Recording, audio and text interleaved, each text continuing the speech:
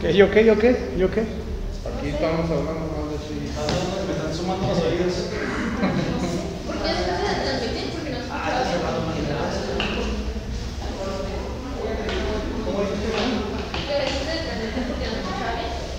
Primera, segunda y tercera llamada. Comenzamos. ¿Cómo están? Buenas noches. No me van a dejar mentir que sí dije primera, segunda y tercera llamada. Sí las digo. Gracias, hermano. Bájale poquito, bájale, gracias. Si escuchan bien, no ocupa que les grite tanto, son muy obedientes. Ahora súbele poquitito. ¿Cómo están, hermanos? ¿Bien? Bien. ¿Bendecidos por el Señor? Este tiempo previo que estamos teniendo de cantarle a nuestro Señor y de poder orar también a Él es de mucha bendición. Ya nuestro corazón llega preparado para este momento, pero aún así, en este preciso momento le quiero invitar a que cierre sus ojos. Cierre sus ojos y vamos a orar todos juntos. Padre Celestial, le damos gracias. No me canso de agradecerle, Señor mío, porque para estar aquí necesitamos mucha valentía. Necesitamos mucha valentía, mucho esfuerzo, Señor, porque tenemos muchas cosas que hacer cada día. Tenemos actividades y aunque usted mandó que no nos afanáramos, muchas veces lo hacemos. Y aquí estamos, Señor. Estamos dispuestos a entregar nuestra vida, nuestro tiempo, nuestro corazón, nuestra mente a su palabra. Henos aquí, Señor, hombres, mujeres, todos somos sus hijos, Padre Celestial, y estamos entrando en esta etapa de querer aprender cómo y qué es un diácono o una diaconisa. Sabemos que el mundo nos enseña muchas cosas. Para el mundo el ser alguien en la vida es ordenar, es tener dinero, es estar por encima de los demás y pisotear a la gente. Y entendemos en su palabra que ser un servidor es esa bendición tan grande de ver por los demás antes que por nosotros, de estimar al que tengo enfrente y al lado por encima de mí mismo. Y le doy gracias, Padre, por los que estamos aquí, porque en nuestro corazón usted ha dispuesto a preparar nuestra mente, nuestro espíritu, nuestro cuerpo para servirle como diáconos o diaconisas. Nuevamente, Señor, le agradezco porque en su momento usted le dará luz y claridad a cada uno de sus hijos de cómo y cuándo deben de ejercer esta hermosa vocación. Sabemos que unos serán primeros, otros serán después, pero lo que estamos procurando es ser una iglesia preciosa delante de su presencia. Gracias, Padre, y ahora que tenemos este estudio lo ponemos en sus manos, en el nombre de Jesús, amén. Amén. ¿Qué tal la semana, hermanos? Pero le hizo como, en lugar de para afuera, le hizo para adentro, A ver otra vez, ¿cómo estuvo la semana, hermanos? Bendecida la semana. Qué bueno, me da gusto. Vamos a iniciar, hermanos, porque ya estamos entrando en la parte de la interpretación y es de mucha bendición y maravilla para nosotros. Ok, inciso G, hermenéutica número 5, regla número 7, ya la habíamos empezado a estudiar. La regla 7, el texto se interpreta bajo el método literario. ¿Se acuerdan que estuvimos preguntándonos quién dijo cómo se predica? ¿O acaso un predicador nada más viene y se para y cuenta chistes aquí? ¿O qué pasa, verdad? ¿Cómo es que un predicador tiene un método para predicar? Algunos utilizan la tangente de venía preparado con un mensaje, pero el Señor me lo acaba de cambiar, ¿verdad? Muchos se van por esa tangente y usted dentro de usted mismo dice, no, cierto, no preparó nada, ¿verdad? Entonces, ¿quién enseña a un predicador cómo predicar? ¿Qué métodos se utilizan para estructurar una predicación? Bueno, obviamente quien enseña a un predicador cómo predicar, pues es el Espíritu Santo. ¿Quién dice amén? Es el maestro, ¿verdad? Que nos lleva a ahorita aquí en la iglesia. Sin embargo, humanamente hablando, pues estamos estudiando este método. El método se interpreta bajo el método histórico, gramático, literario, teológico. Ya ahorita ya estamos en la parte estudiando el método literario. 1.3.1 como el tema del día de hoy. El texto se interpreta bajo su contexto inmediato, anterior y posterior. O sea que usted va a interpretar su pasaje bíblico según lo que dice en la parte de arriba y según lo que dice en la parte de abajo. Ejemplo, que es el que vamos a ver el día de hoy en sus hojitas. Como título a este ejemplo le pusimos: Pastor sana enfermos, orando, y ungiéndolos. Santiago 5:14. Vamos a Santiago 5:14, acompáñenme por favor. Porción meramente bíblica, ¿sí? Porción que está en la Biblia. Pero como hoy vamos a estudiar, a entender que el texto se interpreta bajo su contexto, y esto es leyendo arriba y abajo, vamos a tomar este versículo para estudiarlo, ¿ok? Pastor sana enfermos, orando y ungiéndolos. Entonces, usted ahí en su hojita va a comprender la mente de un predicador por un momento. Cuando un predicador se encuentra ante la palabra de Dios y cuando un predicador se encuentra dando un mensaje a la congregación, usted puede describir que un predicador tiene esto en su mente. Vamos a leer Santiago desde el 5:7, porque la regla es que el pasaje se interpreta desde lo anterior y hasta lo posterior. Entonces, si leemos el puro 5:14, estaríamos sacando un texto de su contexto para formar un ¿qué? Un buen pretexto, ¿verdad? Ok, entonces vamos a iniciar desde el 5:7. Por tanto, hermanos, tened paciencia hasta la venida del Señor. Mirad cómo el labrador espera el precioso fruto de la tierra, aguardando con paciencia hasta que reciba la lluvia temprana y la tardía. Desde ahí ya empezamos muy hermoso, hermanos míos, porque la semana pasada yo a usted le di una hoja de conectivos. Y este versículo comienza con un conectivo. A ver, ¿quién me ayuda a decirme qué tipo de conectivo, Charay? De resultado. Entonces, si es un conectivo de resultado, el resultado matemáticamente hablando es X más X, o X menos X, o X por X, o X entre X. ¿Qué nos está diciendo el 5:7?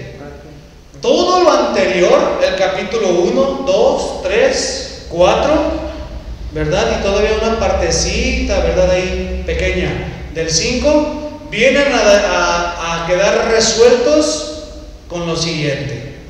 Por eso es un conectivo de resultado. ¿Se fijan?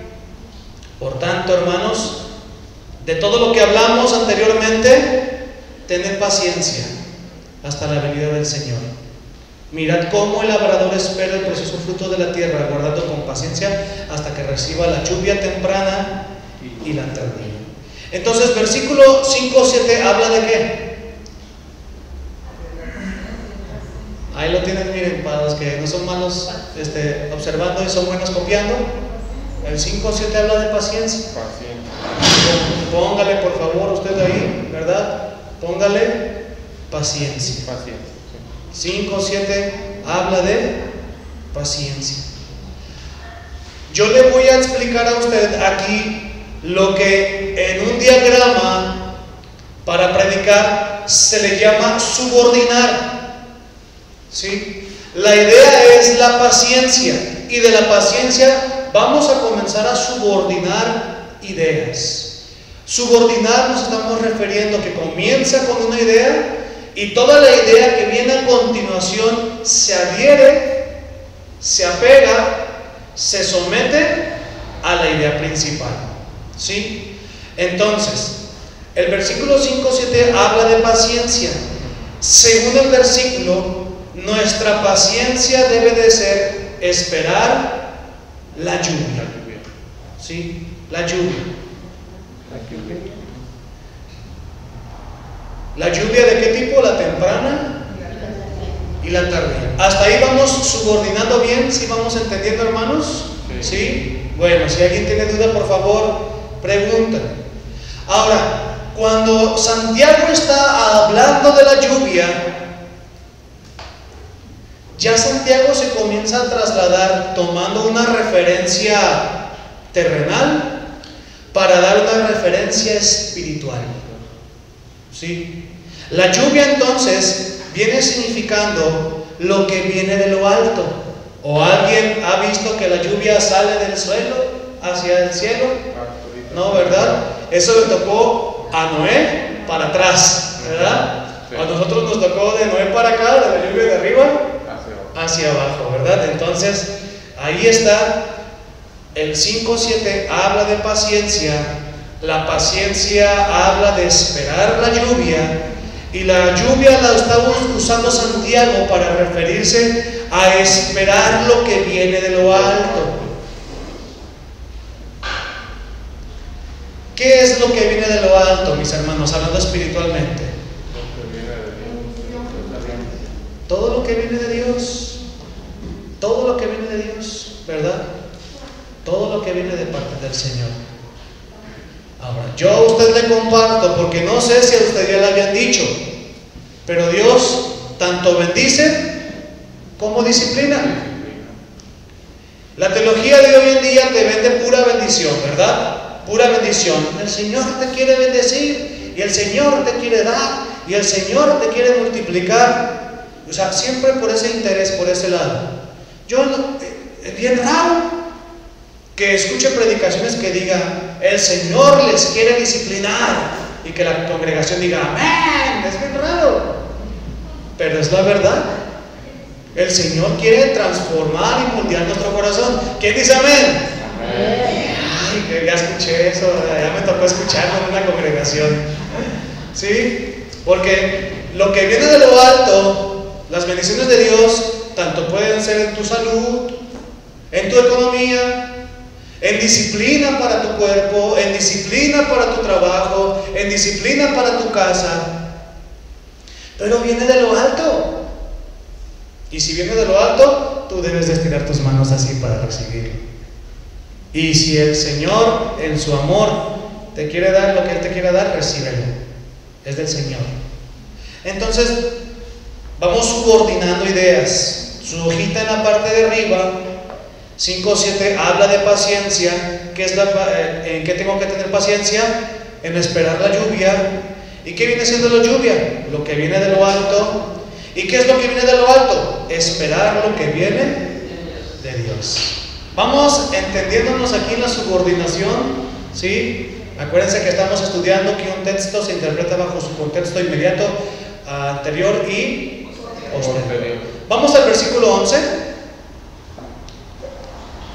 He aquí, tenemos por bienaventurados a los que sufren. ¿Hay alguien sufriendo hoy entre nosotros? Bienaventurados son ustedes. Bienaventurados son. Ahí está, ¿verdad? He aquí, tenemos por bienaventurados a los que sufren. Y los que sufren dicen, pues gracias por tenernos por bienaventurados. Ustedes a nosotros, ¿verdad? Ya les tocará sufrir, ¿verdad? y los tendremos por bienaventurados. ¿Habéis oído? En el versículo 11, habéis oído de la paciencia de Job y habéis visto el fin del Señor, que el Señor es muy misericordioso y compasivo. ¿De qué hablaba el 5:7, hermanos? ¿De qué dijimos? Y para que tú tengas una referencia de paciencia, Santiago acude al testimonio de Job. ¿Sí? Entonces, subordinamos de la idea de la paciencia hasta el final donde dice esperar lo que viene de Dios. En esperar Subordinamos el 5:11 que dice aprender de Job, quien esperó y sufrió físicamente. O sea, estamos subordinando cuando se nos dice esperar, y tal vez tú digas, no, ya estoy cansado, Señor, ya no quiero esperar. Y entonces te dice Santiago, mira a Job, sus siervos, sus siervas, su ganado, su casa, sus hijos. ¿Qué más fue lo que perdió en un momento? Su salud, ¿verdad? Y el Señor en esa bendición tan grande le deja a su mujer. Fíjate qué bendición. Ya están diciendo algunos hermanos, ¿por qué esa no la perdió, verdad? Tranquilos, hermanos, no sean así, no sean así. Es la ayuda idónea. Es una para siempre, nada más, una para siempre. Un aguijón pequeño le dejó, dice la hermana, ¿verdad? Entonces, el que esté cansado de esperar en el Señor, recuerde a Job, quien esperó y sufrió físicamente. ¿Vamos subordinando todos bien? ¿Sí? Vamos subordinando la idea. Brincamos ahora sí al 5:14, el pasaje de estudio. ¿Está alguno enfermo entre vosotros? Pregunta Santiago. Llame a los ancianos de la iglesia y oren por él, ungiéndole con aceite en el nombre del Señor. ¿Te fijas la pregunta que hace en el 14? Comienza preguntando, ¿hay algún enfermo? Entonces, desde ahí, la idea de si alguno está enfermo, esa idea ya está subordinada a la paciencia. Porque no por nada viene hablando de la paciencia y luego toca el punto de ¿alguno está enfermo? Porque no me van a dejar mentir que para la enfermedad se necesita paciencia. Entonces, subordinamos el 5:14, ¿está alguno enfermo entre vosotros? La pregunta es, ¿quiénes son vosotros? ¿Está hablándole a judíos, a gentiles o a la iglesia? A la iglesia.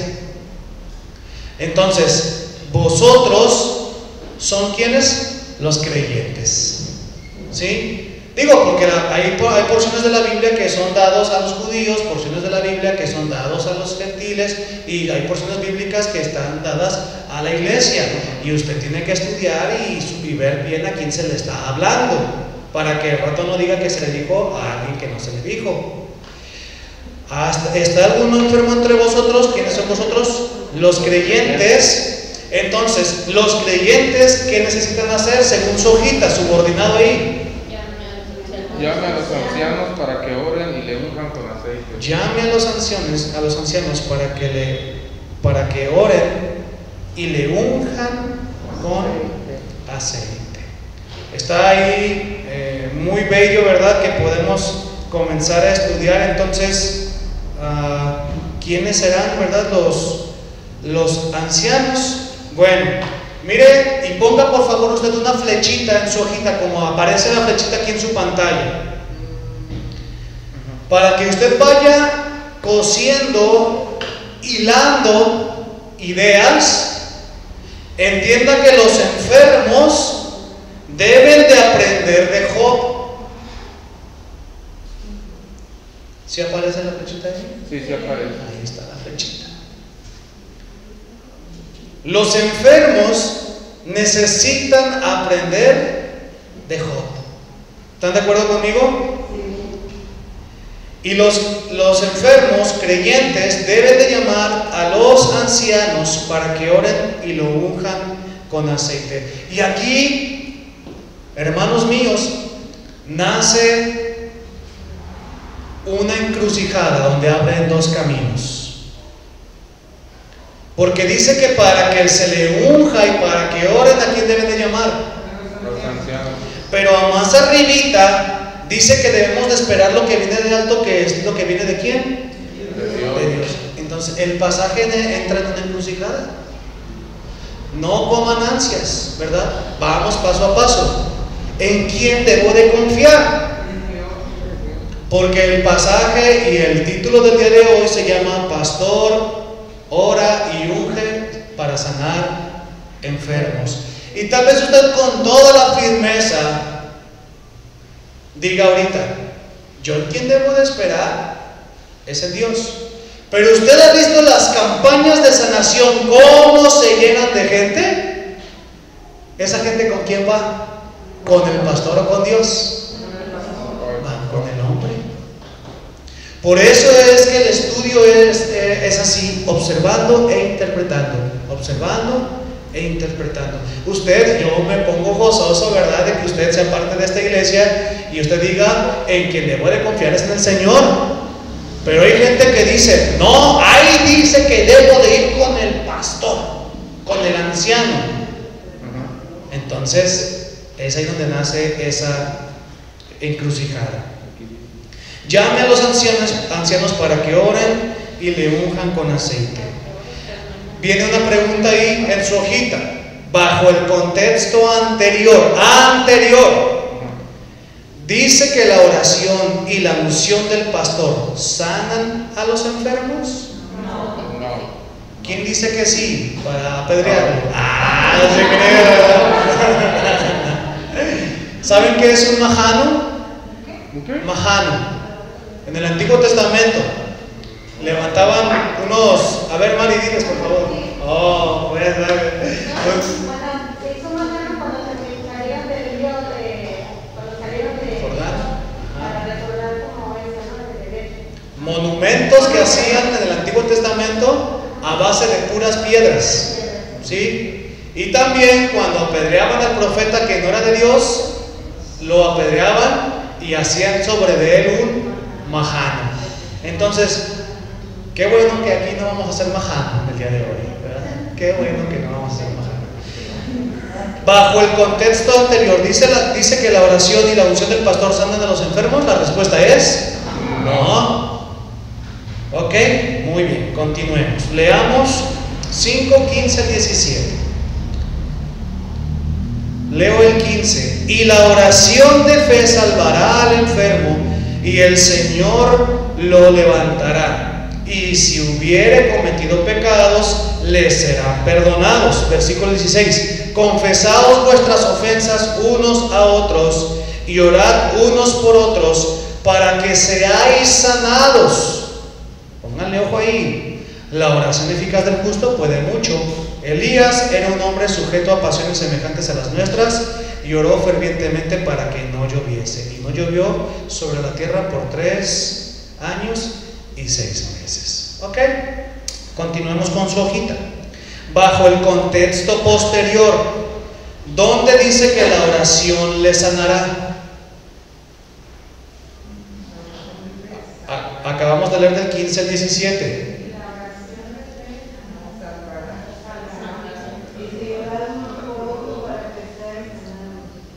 ¿Dónde dice que la oración le sanará? No dice. ¿Están seguros que ningún versículo dice que la oración le sanará? ¿Quién da más? ¿Quién da menos? ¿Verdad? 15, el 16, el 17. ¿Cómo dice el 16, nena? Dice llorad unos por otros para que seáis sanados. Ahí está. Entonces, ahí sí está diciendo que oremos unos por otros para que seamos sanados. Ahora necesitamos seguir subordinando para ver qué significa esto. ¿Están de acuerdo conmigo? 5:15. La oración de fe salvará al enfermo y el Señor lo levantará. ¿Sí? Ahí usted siga rellenando su hojita. La oración de fe salvará al enfermo y el Señor lo levantará. Surge la primera pregunta. Subordinado a la oración, Ore. la pregunta es: ¿la oración de quién? Sanar. Pues, ¿y quién es fe, verdad? ¿Y quién es fe? ¿Quién es ese Señor? ¿Verdad? Aquí unos dicen que era fe, otros dicen que de los hermanos, otros están diciendo que del Señor. Vamos a ver, ¿verdad? Vamos a ver, mis hermanos. la oración de fe salvará al enfermo. La pregunta es: ¿la oración de quién? Porque recuerden el título del día de hoy: Pastor sana, orando y ungiendo a los enfermos. Yo estoy dando un título, vamos a ver si está pegado al texto bíblico. La oración de fe salvará al enfermo. O sea, según el versículo número 15, que efectivamente bajo una oración un enfermo será salvado, dice aquí. Entonces, dice: y el Señor lo levantará. Miren la flecha que aparece en su pantalla. ¿Quién es el que levantará al enfermo? Entonces, usted tiene que poner esa flechita a donde su camino se hizo una encrucijada de quién va a sanar. ¿Sí? Su respuesta se ha contestado. Porque estaba preguntándose usted: bueno, ¿quién va a sanar? ¿Dios o el anciano? Y entonces ya según el 5:15 dice: el Señor lo levantará. Usted ya puede entonces, cuando se encuentra en una encrucijada, ya puede tomar un camino. Yo le aconsejo a usted que cuando usted esté observando e interpretando, si no tiene confianza de continuar, no continúe, mejor espere a que el texto le resuelva, ya sea en lo anterior o en lo posterior. Entonces, ahí, subordinando a enfermo, dice: y si hubiere cometido pecados, le serán perdonados. ¿Por qué vamos a subordinar la idea de que si hubiere cometido pecados, le serán perdonados? ¿Por qué la subordinamos al enfermo y no al Señor? Bueno, para nosotros es claro, ¿sí? Pero toda esa gente que de pronto necesita de nuestro amor, del amor de Dios y de las explicaciones que tantas dudas tienen, la gente necesita que tú le des esas explicaciones. La gente necesita que cuando ella dice: y si hubiera cometido pecados, le serán perdonados, la gente necesita que tú le comentes: el que cometió el pecado es el enfermo. Y miren, hermanos, aquí el panorama se amplía exponencialmente. ¿Qué es lo que Santiago nos está sugiriendo? Santiago nos está sugiriendo que si hubiera cometido pecados, le serán perdonados, viéndolo como ahora de abajo hacia arriba, de fin a inicio. Santiago está sugiriendo que tal vez el enfermo esté enfermo por algún pecado. Tal vez. Yo no le estoy diciendo a usted que si está enfermo, yo no le estoy diciendo que es un pecador, yo no le estoy diciendo eso, ¿verdad? Pero Santiago nos está dando a entender aquí: la oración de fe salvará al enfermo. Si hubiere cometido pecados, le serán perdonados y el Señor le levantará. ¿Te fijas cómo dice primero que si la oración de fe, a través de esa oración, el Señor le levantará? ¿Le levantará de qué? De la enfermedad. De la enfermedad. De ahí se subordina, ¿verdad? De ahí se subordina. Entonces, después de: y si hubiere cometido pecados, le serán perdonados, la palabra perdonados nos ayuda a entender que cuando arribita dijo que le levantará, se refiere precisamente a que perdonará el pecado y además restaurará su salud. Y la respuesta a la pregunta de quién, la oración de quién, se responde: la oración del enfermo. La oración del enfermo. La pregunta en 5:15 ahí en su hojita era: ¿la oración de quién? Ahora entendemos que la oración del enfermo será lo que lo salvará a través de la fe. Me detengo aquí por un momento y pregunto, ¿alguien tiene dudas? ¿Sí? ¿Muchas? Sí, a ver, échanos una. Me perdí en el entender por qué la oración recae en el... Ok, porque cada quien hace su parte. Observa por favor donde dice 5:15, dice la oración de fe salvará al enfermo, coma y el Señor le levantará. Y es la, bueno, iba a decir la ley, pero no puedo argumentarlo con un versículo bíblico que diga que es la ley, pero es la pura verdad donde el Señor nos dice, yo hago mi parte y tú haz la tuya. La oración te pertenece a ti y quien te va a levantar en su beneplácito y en su voluntad soy yo, dice el Señor. ¿Verdad? ¿Se fijan? Porque cada quien tiene su parte, ¿verdad? No, pues imagínense, si le decimos a Dios que Él haga todo diario, no, hermanos, hay que tomar esta palabra tan bonita que se llama responsabilidad. Gustavo le dio escalofríos. ¿Sí? Hermano, Dígame.